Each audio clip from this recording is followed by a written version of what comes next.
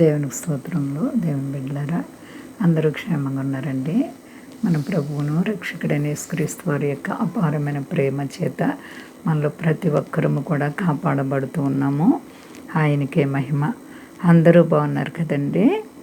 ఈరోజు దేవుని వాగ్దానం యెహోషువ గ్రంథము 1వ అధ్యాయము 9వ వచనం.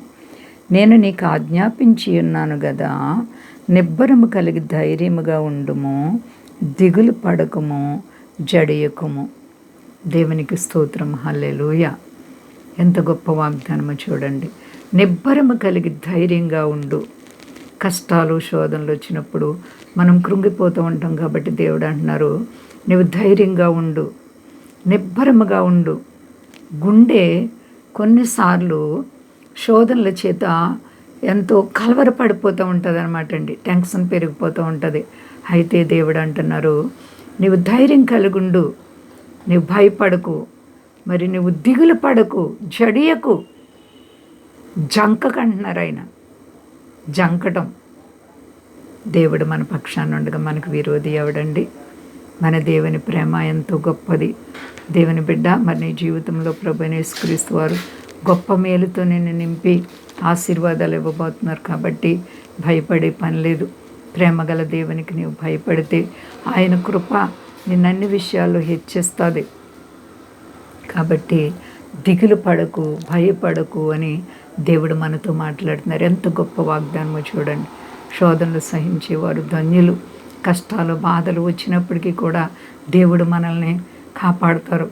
దిగులు భయము మనల్ని వెంటాడుతున్నప్పుడు మనల్ని చేయి పట్టుకుని నడిపించే దేవుడు. నిశ్చింతగా మనం ఉండడానికి మన హృదయాన్ని స్థిరపరచుకోవాలి. శోధనల చేత కృంగి ఉన్నావా ప్రియ సహోదరి సహోదరా? ఇబ్బందులు, ఇరుకులు, రుణాలు, వ్యాధి, బాధలు నిన్ను కృంగజేస్తున్నాయా? అయితే నీ దేవుడు అంటున్నారు, భయపడకు, నిబ్బరము కలిగి ధైర్యంగా ఉండు, దిగులు పడకు. నా ప్రియ సహోదరి, దేవుని ఆత్మచేత నువ్వు నింపబడదుగాక, పరిశుద్ధాత్మ ఆదరణ నీ కలుగునుగాక, నీ సమస్త కీడు నుంచి ప్రభు తప్పించునుగాక, దైవాశీర్వాదాలతో నింపబడదుగాక. మన ప్రభు అయిన క్రీస్తు వారికి మనం భయభక్తులు కలిగి ఉందాం. అన్ని విషయాల్లో ఆయన్ని ప్రేమిస్తే ఆయన మనల్ని విడిచే దేవుడు కాదు. అందరూ క్షేమంగా ఉన్నారండి. ప్రార్థించుకుందాం. ప్రేమ నమ్మకమైన మా తండ్రి, అవును ప్రభా, కృంగిపోయే వారిని నువ్వు ధైర్యపరిచే దేవుడవు, బలపరిచే దేవుడవు, శక్తినిచ్చే దేవుడవు. ప్రభువా, ధైర్యంగా ఉండండి, భయపడకండి, దిగులు పడకండి అని వాగ్దానం చేసిన దేవా నీకు వందనాలు ప్రభు. మా దేశాన్ని, దేశ నాయకులను కాపాడండి.